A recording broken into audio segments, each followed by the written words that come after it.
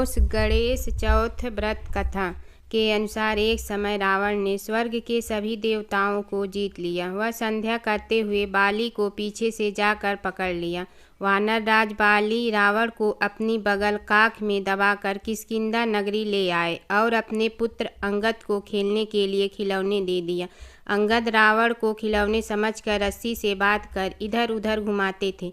इससे रावण को बहुत कष्ट और दुख होता है। एक दिन रावण ने दुखी मन से अपने पितामह पुलस्त्य जी को याद किया। रावण की यह दशा देखकर पुलस्त्य जी ने विचारा कि रावण की यह दशा क्यों हुई। उन्होंने मन ही मन सोचा, अभिमान हो जाने पर देव, मनुष्य व असुर सभी की यही गति होती है। पुलस्त्य ऋषि ने रावण से पूछा कि तुमने मुझे क्यों याद किया। रावण बोला, पितामह मैं बहुत दुखी हूँ। ये नगरवासी मुझे धिक्कारते हैं और अब ही आप मेरी रक्षा करें।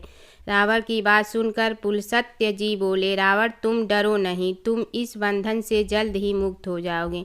तुम विघ्न विनाशक श्री गणेश जी का व्रत करो। पूर्व काल में वित्रासुर की हत्या से छुटकारा पाने के लिए इंद्रदेव ने भी इस व्रत को किया था, इसीलिए तुम भी इस व्रत को करो। तब पिता की आज्ञा अनुसार रावण ने भक्ति पूर्वक इस व्रत को किया और बंधन रहित हो अपने राज्य को पुनः प्राप्त किया। मान्यता अनुसार जो भी पौष मास की चतुर्थी पर इस व्रत को श्रद्धा पूर्वक करता है उसे सफलता अवश्य प्राप्त होती है। दूसरी कथा। एक बुढ़िया थी, वह बहुत ही गरीब और दृष्टिहीन थी। उसके एक बेटा और बहू थे। वह बुढ़िया सदैव गणेश जी की पूजा किया करती थी।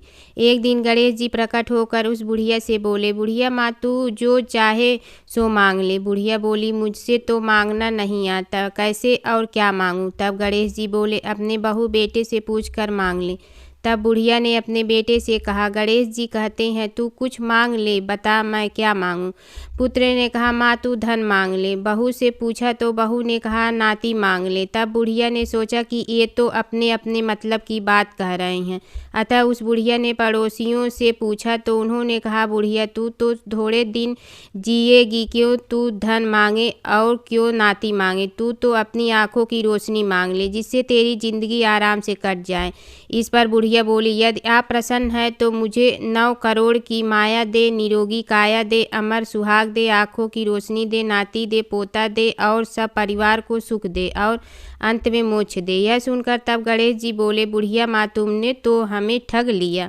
फिर भी जो तूने मांगा है वचन के अनुसार सब तुझे मिलेगा। और यह कहकर गणेश जी अंतर्ध्यान हो गए। उधर बुढ़िया माँ ने जो कुछ मांगा वह सब कुछ मिल गया।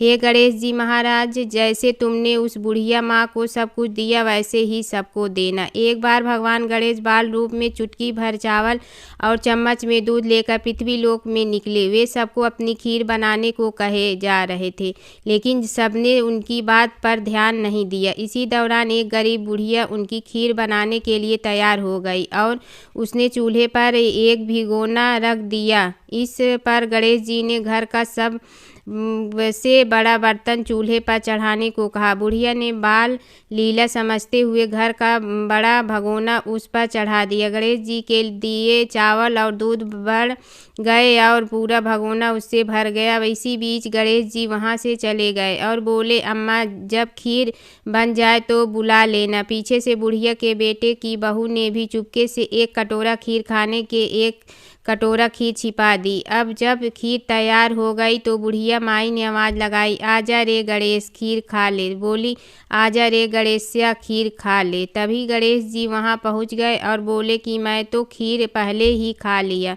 तब बुढ़िया ने पूछा कि कब खाई, तो वो बोले कि जब तेरी बहू ने खाई तभी मेरा पेट भर गया। बुढ़िया ने इस पर माफ़ी मांगी। इसके बाद जब बुढ़िया ने बाकी बची खीर के उपयोग के बारे में पूछा तो गणेश जी ने उसे नगर में बांटने को कहा और जो बचे उससे अपने घर में ज़मीन के नीचे दबा दे। अगले दिन जब बुढ़िया उठी तो उसे अपनी झोपड़ी महल में बदली हुई और खीर के बर्तन सोने जवाहरों से भरे मिले। गणेश जी कृपा जानकर बुढ़िया काफ़ी प्रसन्न हो गई। हे गणेश भगवान जी महाराज जी, आपने जैसा फल बुढ़िया को दिया वैसा सबको देना।